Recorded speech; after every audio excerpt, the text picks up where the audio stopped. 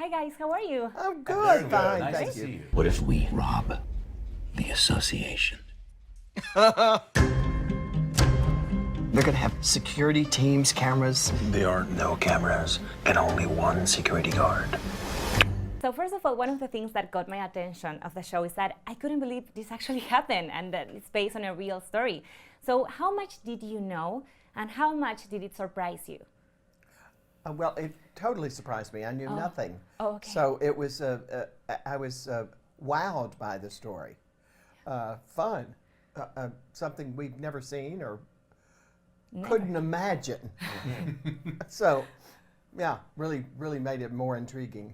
And how about you guys? I knew a little bit about the story when it Right. happened back in 2011. I had heard about it. I'm Canadian. Yeah, so you guys are Canadian, right? We are indeed. Yeah, so, it's just the most ludicrous thing that this actually happened. You know, that there is a global supply of maple syrup that is doled out to the various places that need it, and then that somebody came up with a nefarious plot to steal this and sell it on the black market. I find that fascinating. It's like you wouldn't believe it, but it did happen, and so it's the perfect backdrop for this television show and a chance for us to tell a story that's, grounded in reality, but also larger than life. It was super fun.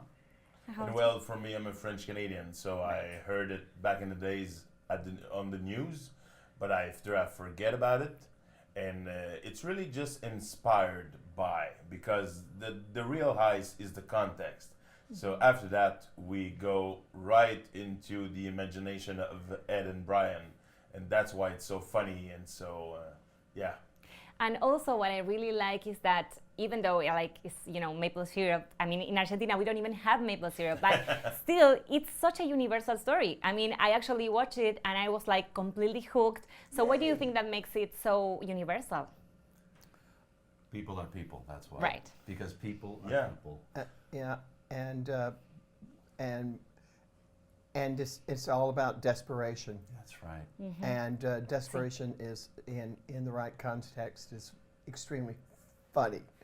And a powerful motivator. Yeah, and we are all very grounded actors, so you can keep your feet on the ground and go as high as you want to go, which makes it exciting. And it's not a story about rich people or glam people. It's three ordinary people who wants more in life. Yeah. So everybody can recognize themselves into it. Yeah, and also I like that, well, they are criminals, but they are superhuman and you can identify with them and they have these, backstories. So I kind of wanted to know what was your relationship with the characters and the dynamic working together. Well, my relationship with the character is that Ruth is extremely deep. Yeah. Deep, and also extremely furious and raging and mad as hell at the world.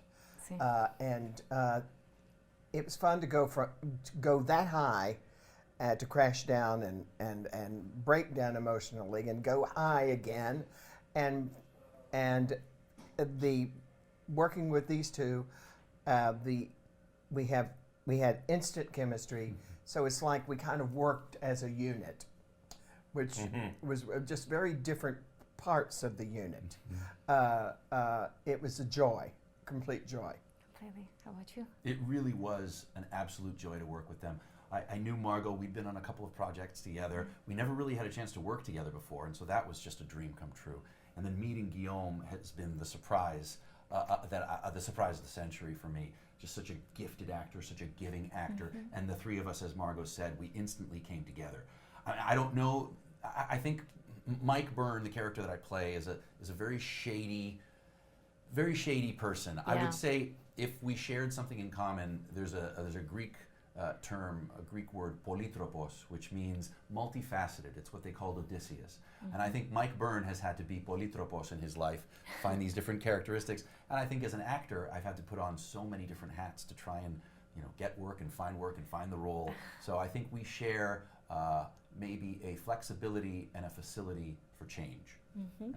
And what I really like is that they are very different, and I think that's what, I mean, this trio makes them funny, that you can't even imagine them together, and you're like, okay, they are working together, even though they are absolutely nothing alike. Which is We don't want to be together. We have to right, be together. and they hate each other. Yeah. They're like, and I mean, you're the brain leader, and you're Yes. like, I can't believe these morons. I mean, I just love it. So I wanted to ask you about the humor, because this is a dark comedy, but it has so much drama as well. Yeah. How did you find a balance with the creators to find, that tone that we see in the show? Your questions are great, by the way, and thank you for thank your you. passion about the show. Oh, Because yeah. it's just right. You got what we were hoping to give. So anyway, Yeah. Thank you. But you're saying finding the tone. Yes. That's a real trick. Yeah. It's a real trick. But we sort of just accidentally found it. We did, and we trusted each other, and we trusted Brian and Ed, the creators. We trusted that this bent, broken, fractured, dark, messy, gooey world that they created was going to support some of the risky behavior that they were asking us to portray. As Margo said, from alpha to omega of emotions. And it was that trust that allowed us to find our chemistry, and it was that trust that got us through the entire series. And you talk about drama, and Yeah. Sticky without drama is not working, because without the drama, it's not funny anymore.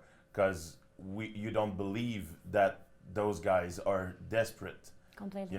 So if you don't connect that to the truth, nothing will be funny. It become a sketch, and then become, I want to make you laugh. So no, just cry with your misery, and the spectator will laugh. Completely. Well, thank you so much, guys, for your time. I really can't wait for everyone to see this in Oh, Argentina. thank you. So Thank We you. thank can't you so either. much. Thank you very Thank you. much. I What a great appreciate it. interview. Oh, thanks. Open the door, Mike. I am freezing my balls off.